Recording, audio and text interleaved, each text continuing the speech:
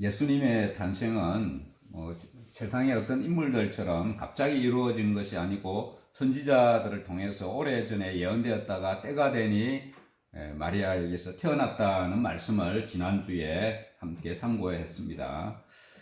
이것은 인류 구원을 위해서 하나님께서 오래 전부터 계획하신 일이었던 것입니다. 성탄절 절기를 통하여서 예수님의 탄생을 기뻐하고 우리가 즐거워하는 것이 중요하지만은 또 하나님의 복음, 예수 그리스도의 복음을 깊이 묵상하고 복음을 들은 자로서의 결심을 새롭게 하는 것도 의미 있는 일이다 생각이 됩니다. 오늘은 예수 그리스도의 복음의 정신에 대해서 다시 한번 상고해 보고자 합니다. 오늘 읽은 1장 2절 말씀에 보면 이 복음은 하나님이 선지자들을 통하여서 그의 아들에 관하여 성경에 미리 약속하신 것이다 말씀하고 있습니다. 그러면 복음이 무엇입니까? 복음은 예수님께서 이 땅에 죄인들을 구원하시기 위해서 오셨다 하는 것이 복음이죠. 구약의 백성들의 입장에서 보면 미래의 일이 됩니다. 그때 그때 예언을 했으니까 미래의 일이 되는 것이죠. 근데 오늘 우리에게는 2000년 전에 예수님 오셨으니까 과거의 일이 되는 것입니다. 근데 이 복음은 하나님께서 선지자를 통하여 미리 약속하신 사건이죠. 예수님께서 태어나시기 전에 약 700년 전에 일어난 일입니다. 지금으로부터는 약 2700년 전이죠. 2700년 전에 예언했던 말씀입니다. 그리고 이사야 선지자는 예수 그리스도에 대해서 또 이렇게 예언하고 있습니다. 이새의 줄기에서 한 싹이 나며 그 뿌리에서 한 가지가 결실할 것이요. 이 말씀은 우리 지난주의 말씀에서도 우리 상고해 보았던 구절이죠. 예수님께서 이새의 자손으로 오신다는 말씀입니다. 이사야 선지자는 또 예언하기를 이사야 9장 6절에 보면 한 아기가 우리에게 낳고 한 아들을 우리에게 주신 바 되었는데 그의 어깨는 정사를 메었고 그의 이름은 기묘자라 모사라 전능하신 하나님이라 영존하시는 아버지라 평강의 왕이라 할 것임이라 이렇게 예언을 하고 있습니다.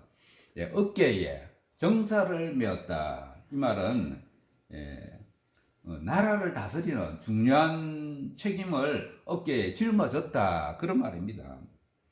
우리나라의 정사를 어깨에 메고 가는 사람은 그럼 누구일까요? 대표적인 사람 대통령이죠. 나라의 정사를 어깨에 메고 가는 대표적인 사람이 대통령입니다. 그런데 예수님께서는 세상 나라의 정사가 아니라 하나님 나라에 대한 정사를 그의 어깨에 메신 분입니다. 말씀으로 하나님 나라의 정사를 다스리시는 분입니다. 그런데 오늘 말씀을 보니 그의 이름은 기묘자다, 모사다 이렇게 말을 하고 있습니다. 기묘자 그리고 모사라는 말은 뛰어난 지략을 가진 사람 또는 뛰어난 상담자, 모사라는 말이 상담자다 뭐 그런 뜻이 있습니다. 예수님은 인류를 구원하시기 위해서 뛰어난 지혜와 지략을 사용하시는 분이라는 말씀입니다. 죄로 인하여 죽었던 우리를 새로운 생명으로 인도하시기 위해서 또 상담자, 안내자, 즉 모사란 말인데 상담자, 안내자가 되어주신다는 그런 분입니다.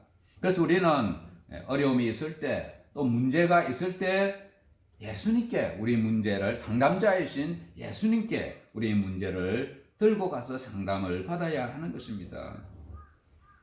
그리고 이어서 말하기를 그가 바로 전능하신 하나님이시고 또한 세상의 평강을 이루게 하시는 평강의 왕이 될 것이다. 그렇게 예언을 하고 있습니다. 이사야 선지자는 예수님이 태어나시기도 전에 700년 전에 이처럼 아주 구체적으로 예수님에 대해서 조목조목 예언을 하였던 것입니다. 오늘 로마서 읽은 3절에 보면 그의 아들에 관하여 말하면 육신으로는 다윗의 혈통에서 나셨고 라고 말씀하십니다. 예수님이 다윗의 혈통에서 나셨다는 것을 이제 바울이 말씀하고 있죠. 이것은 선지자들이 예언한 대로 이루어졌습니다. 이루어진 사실을 바울이 말하고 있습니다. 성결의 육신으로는 다윗의 혈통에서 나셨다, 이렇게 바울은 말을 하고 있습니다. 예수님께서 다윗의 혈통에서 태어나실 것도 성경에서 이미 오래전에 반복하여서 강조하고 있습니다. 오늘 앞에서 읽었던 그 말씀, 예언의 말씀, 이새의 줄기에서 한 싹이 나며 그 뿌리에서 한 가지가 나서 결실할 것이요 라는 말이 바로 다윗의 혈통에서 난다는 말이 됩니다. 또 사무엘하 7장 12절 13절 말씀에 보면 내 수완이 차서 내 조상들과 함께 누울 때에 내가 네 몸에서 날 네 씨를 네 뒤에 세워 그의 나라를 견고하게 하리라, 이렇게 말씀을 하고 있습니다. 이 씨가 지칭하는 말이 하는 사람이 바로 예수 그리스도죠. 짧게는 이 사무엘하에서 말씀하는 말씀은 짧게는 다윗의 아들 솔로몬을 언급하는 말이고, 길게는 다윗의 혈통에서 태어나실 예수님을 지칭하는 말씀인 것입니다. 누가복음 1장에서는 다윗의 혈통에서 실제로 태어나신 것을 보여주고 있습니다.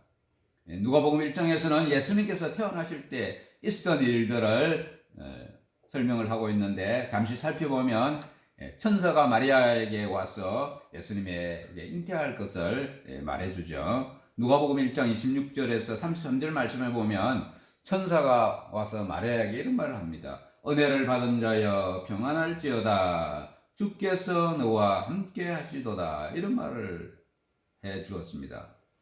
천사로부터 이런 말, 즉 마리아 자신이 아이를 잉태할 것이다 라는 말을 듣고 마리아가 얼마나 놀랐겠습니까? 마리아는 처녀입니다. 처녀인데 네가 지금 아이를 잉태할 것이다 하니까 얼마나 놀라고 또 믿기가 어려웠겠죠. 그때 마리아가 천사를 향해서 대답하기를 나는 남자를 알지 못하니 어찌 이런 일이 있겠습니까? 하면서 반문합니다. 정당한 반문이죠. 그때 천사가 다시 대답하기를 성령이 네게 임하시고 지극히 높으신 이의 능력이 너를 덮으시리니 이름으로 나실 바 거룩한 이는 하나님의 아들이라 그러실 것이라 라고 대답을 해 줍니다. 하나님의 아들이신 예수님은 이처럼 처녀의 몸인 마리아에게서 잉태하게 된 것입니다. 처녀가 아이를 갖는다는 건 불가능하죠. 불가능하지만은 성령께서 하신 일이기 때문에 가능합니다. 예수님께서는 다윗의 후손인 요셉과 정혼한 처녀 마리아를 통해서 탄생하셨다는 것을 누가복음에서 잘 보여주고 있습니다. 선지자를 통해서 예언하신 그대로 이루어졌다는 것을 잘 보여주고 있습니다. 그리고 성경에 보면 이제 예수님의 재림에 대해서도 여러 곳에서 예언하고 있습니다. 우리 예수님의 재림이 이루어질까요? 안 이루어질까요? 당연히 이루어지겠죠.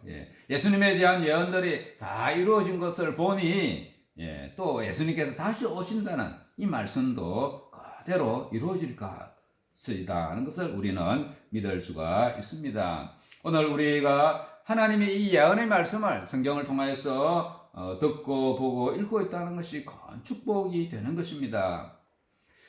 예수님의 정체성을 좀 더 한번 생각해 보면 예수님은 이 땅에 태어나시기 전부터 계셨던 분입니다. 요한복음 1장 1절 말씀에 보면 태초에 말씀이 계시니라, 이 말씀이 하나님과 함께 계셨으니 이 말씀은 곧 하나님이시니라, 이렇게 기록을 하고 있습니다. 또 1장 14절 말씀에 보면 말씀이 육신이 되어 우리 가운데 거하심에 우리가 그의 영광을 보니 아버지의 독생자의 영광이요 라고 기록을 하고 있습니다. 그래서 우리 예수님의 정체를 이 요한복음에서 잘 보여주고 있습니다. 태초에부터 계셨던 분이고 하나님의 독생자였었는데 아버지의 보내심을 받고 이 땅에 2000년 전에 인간의 몸을 입고 오셨다는 것입니다. 그러면 하나님의 아들인 예수님께서 이 땅에 오신 목적이 무엇이죠? 목적은 죄인된 우리를 구원하러 오신 것입니다. 그래서 우리는 이것을 복음이다 부릅니다. 우리 복음에 대해서 잠시 생각을 해보면 복음에 대해서 낱말의 뜻을 사전에서 한번 찾아보니까 복되고 기쁜 소식이다. 이렇게 되어 있었습니다. 오늘날 이 땅의 사람들에게 가장 기쁜 소식이 무엇일까요? 사람들이 무엇을 기다릴까요? 우크라이나 국민들에게 가장 시급한 기쁜 소식은 전쟁이 끝나는 거겠죠. 빼앗긴 영토를 다시 찾는 것이 될 것입니다. 그리고 우크라이나와 전쟁하는 러시아, 저는 러시아 국민들이 이 전쟁에 이전에 보니까 70% 동의한다는 그런 말을 들었습니다. 지금은 이제 그 동의가 점점 낮아지고 있다는 것을 들었는데, 그런 러시아 국민들에게 가장 기쁜 소식은 우크라이나 영토를 점령했다 하는 것이 오히려 기쁜 소식이 될 수 있는 것이죠. 그래서 두 나라 간에 이 기쁜 소식이 다를 수가 있는 것입니다. 많은 나라들의 경우에 우리나라를 포함해서 지금 전쟁의 소식에 대해서 불안해하고 있죠. 우크라이나와 러시아 전쟁으로 인해서 지금 온 세계가 영향을 받아서 경제적으로 어려움도 겪고 있고, 또 우크라이나 러시아의 전쟁이 세계 전쟁으로 확대되지 않을까 그런 염려들도 하고 있습니다. 그리고 러시아는 아주 많은 핵을 가지고 있기 때문에 우크라이나뿐만 아니라 전 세계를 그걸 가지고 종종 위협하기도 합니다. 그래서 이 우크라이나와 러시아 간의 전쟁의 이 종식은 근래에 있어서 세계적으로 가장 우리가 기다리는 소식이 아닐까 그렇게 생각이 됩니다. 오늘 우리 국민들에게, 우리나라 국민들에게 복된 복음은 무엇일까요? 코로나 회복입니까? 경제 문제입니까? 아니면 이웃 나라로부터 오는 이런 전쟁 종료 소식이겠습니까? 이 세 개 중에 하나가 되지 않을까 생각이 됩니다. 이처럼 세상 사람들마다, 나라들마다 기쁜 소식이 민족들마다 조금씩 다 다를 수가 있습니다. 그러나 그들에게 공통적으로 그들이 진정으로 기대해야 하는 소식은 예수 그리스도의 복음입니다. 예수님께서 죄인들을 구하러 이 땅에 오셨다는 소식입니다. 예수 그리스도의 복음이 아니면 이 땅에 참된 평화도 없기 때문입니다. 우리나라 국민들이 생각하는 평화와 북한 주민들이 생각하는 평화의 조건들이 다를 수가 있겠죠. 그러나 예수님께서 주시는 평화만이 참된 평화다 할 수가 있습니다. 그래서 사람들이 알지 못하고 깨닫지 못하고 있지만 예수 그리스도의 복음보다 더 기쁜 소식은 없는 것입니다. 오늘 저와 여러분이 만일 복음을 듣지 못하고 구원함을 받지 못하였더라면 어떻게 되었겠습니까? 우리도 장차 다가올 죽음을 걱정하고 두려워하면서 날마다 살아가고 있을지 모릅니다. 뿐만 아니라 전도서를 통해서 예루살렘 왕이 말했던 것처럼 헛된 일에 온 힘을 쏟으면서 살아가고 있을 것입니다. 오늘 우리가 복음을 듣고 또한 구원받은 인생이 되어서 살아가고 있다는 것이 무엇보다도 바꿀 수 없는 값진 보물이 되는 것입니다. 오늘 읽은 로마서 1장 1절에서는 예수 그리스도의 종인 바울은 사도로 부르심을 받았고 하나님의 복음 전하는 사도로 선택함을 입었다. 그렇게 말씀을 하고 있죠. 바울이 처음에 어떤 사람이었습니까? 바울은 유대교, 아주 철저한 유대교 신자였죠. 유대교의 율법을 따르는 데 있어서 세상에서 둘째가라면 서러운 그런 사람이었고 율법 해석에 능통한 박사였습니다. 그 당시에 예수 그리스도의 복음이 전파되고 있었는데 바울이 이 예수 그리스도의 복음, 기독교 복음을 들어보니까 그가 믿어온 교리하고 많은 차이가 있었습니다. 그래서 그는 어떻게 했습니까? 예수 믿는 자들, 저들 사입이다 하면서 그들을 잡기도 하고 아주 박해하기 시작한 것입니다. 잡아서 옥에 가두거나 죽이는 일에 바울이 앞장섰습니다. 그는 잘못된 신념을 가지고 있었지만 또 그 잘못된 신념을 실천하는 일에 있어서 담대했던 사람입니다. 그래서 믿는 사람에게 큰 해를 끼친 사람이 바로 바울입니다. 바울은 유대교의 입장에서는 정말 훌륭한 사람이었지만 기독교 입장에서는 해를 끼치는 악한 자였고 반기독적인 인사였습니다. 그런데 이 사람이 예수를 만나고 나니 사람이 180도로 완전히 바뀌게 되었죠. 이후에는 예수를 열렬히 전하는 사도가 된 것입니다. 예수를 믿은 후에 바울 자신에 대해서 자신이 돌아보면서 자신이 이전에 했던 일, 예수 믿는 자 해방하고 핍박했던 것에 대해서 대단히 부끄러워하고 죄스러워했습니다. 그래서 자신에 대해서 고백하기를 나는 죄인 중에 괴수다 이렇게 고백을 했던 것입니다. 그런데 바울은 자신이 예수를 믿게 된 것에 대해서 자신의 의지로 된 것이 아니고 택함 받아서 되었다는 것을 깨닫게 됩니다. 그래서 자신의 사도된 것에 대해서 자신은 자랑할 것이 아무것도 없었고 힘들고 어려운 상황 가운데서도 그 사명을 계속 기꺼이 감당했던 것입니다.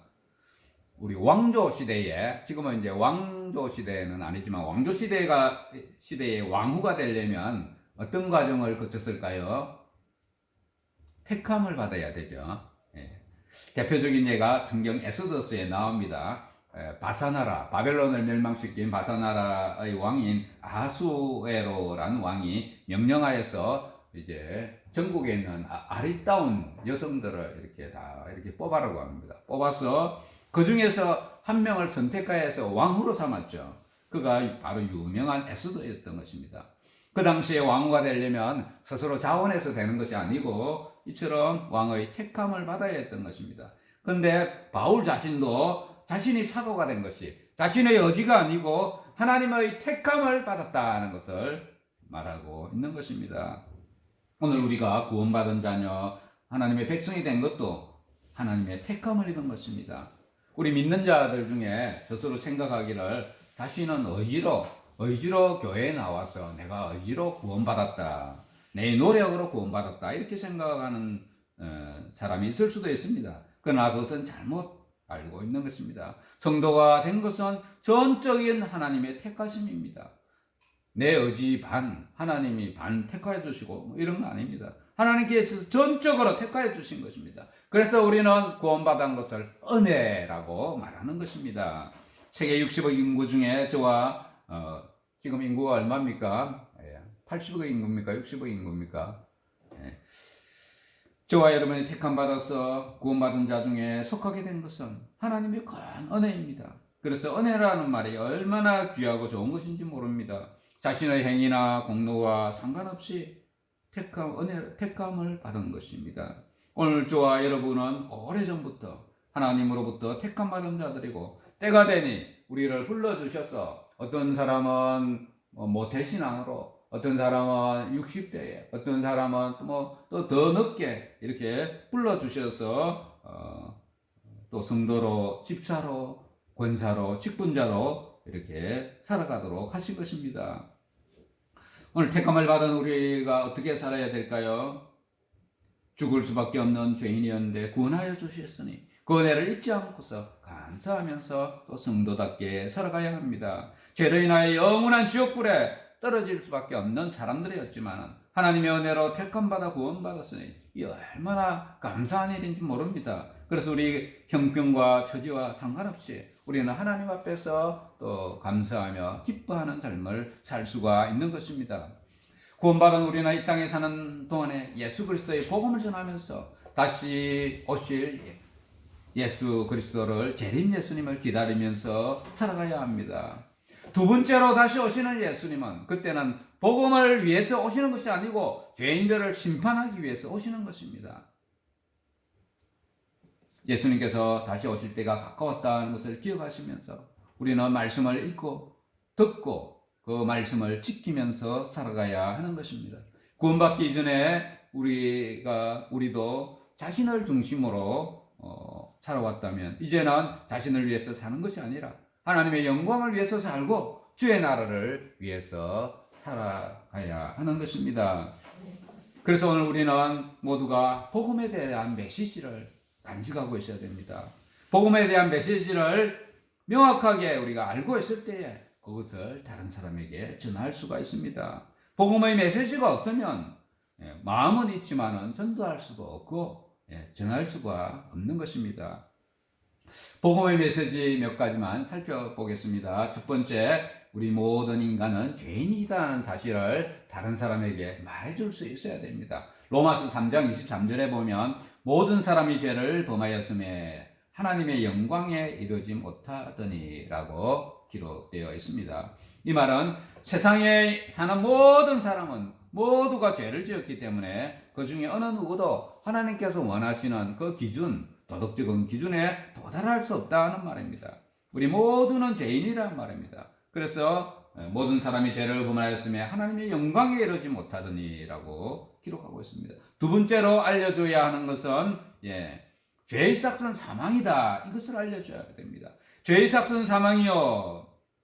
하나님의 은사는 그리스도 예수 우리 주 안에 있는 영생이니라. 로마서 6장 23절에 말씀하고 있습니다. 이것을 또 알려줄 수 있어야 된다는 거죠. 이 내용을 조금 생각해 보면 죄 지은 사람은 누구나 사망하게 된다는 말입니다. 근데 이 사망이라는 게 무엇입니까? 사망이라는 것은 이 땅에서 죽는 거죠. 첫째는 죽는 것. 근데 여기서 말하는 사망은 그 이상입니다. 죽음 이후에 영원한 형벌인 지옥불에 들어가는 것을 사망이다. 그렇게 말씀하고 있습니다.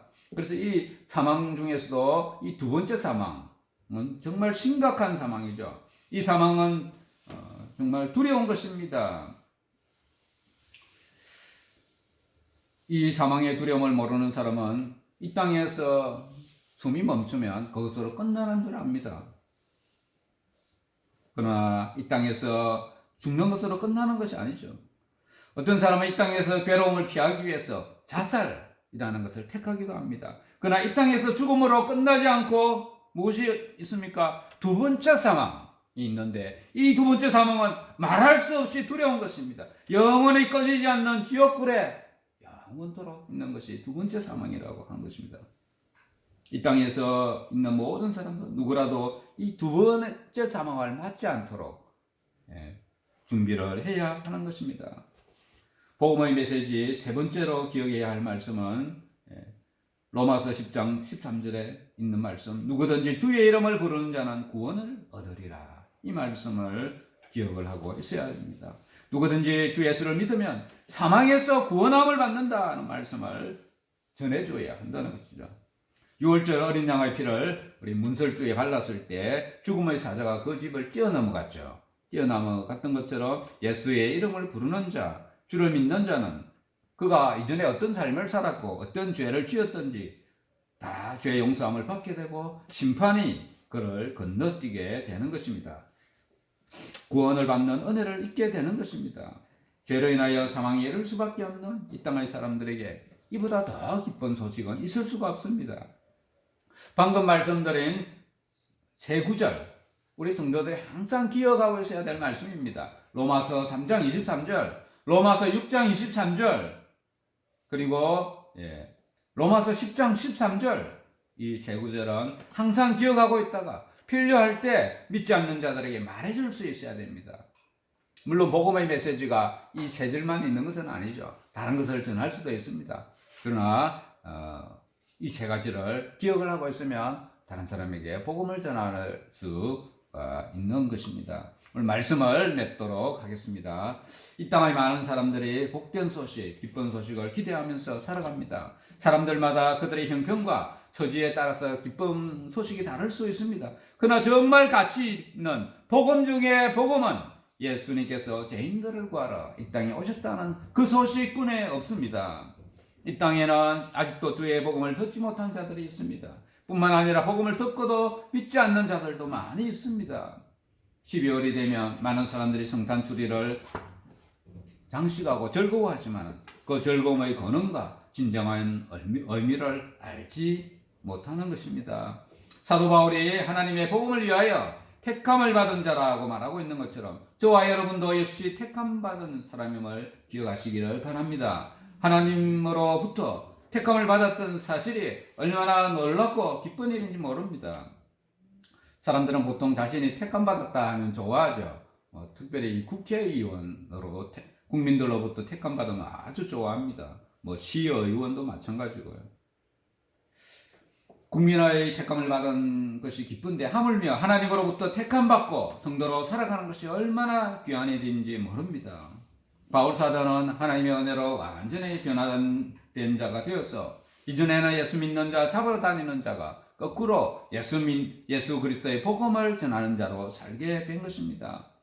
바울은 자신이 사도로 부름받고 복음 전도자로 택함받은 것을 귀하게 여겼고 환난과 핍박 가운데서도 그의 사명을 충성스럽게 감당했던 것입니다. 예수 그리스도의 복음이 오늘 우리 각자에게 어떤 영향을 미쳤는지 한번 생각해 보시기 바랍니다. 죄인 중의 죄인이라 할 수 있는 우리에게 구원을 베풀어 주시고 직분을 주셨으니 그 은혜에 합당한 삶을 살아가야 하는 것입니다. 은혜를 받았는데 은혜에 합당한 삶을 살지 못하면 은혜를 모르는 자라 하게 되는 것입니다. 은혜를 은혜로 여기는 자만이 주의 말씀에 순종하고 참된 믿음의 삶을 살아갈 수가 있는 것입니다. 대강절을 우리 보내면서 우리 모두가 복음의 정신으로 다시 한번 무장하고 자신이 받은 은혜를 은혜로 여기면서 성도답게 살고 있는지 다시 한번 점검하는 계기로 삼으시기를 바랍니다. 대강절 기간에 복음의 정신을 다시 한번 되새기면서 예수 그리스도의 탄생을 기뻐하고 즐거워하는 모든 성도들 다 되시기를 바랍니다. 뿐만 아니라 많은 사람들 중에서 자신이 하나님께로부터 택감 받았다는 사실에 다시 한번 감사하시는 마음으로 은혜에 보답하는 삶, 복음 전하는 삶을 살게 되시기를 축원합니다. 아멘.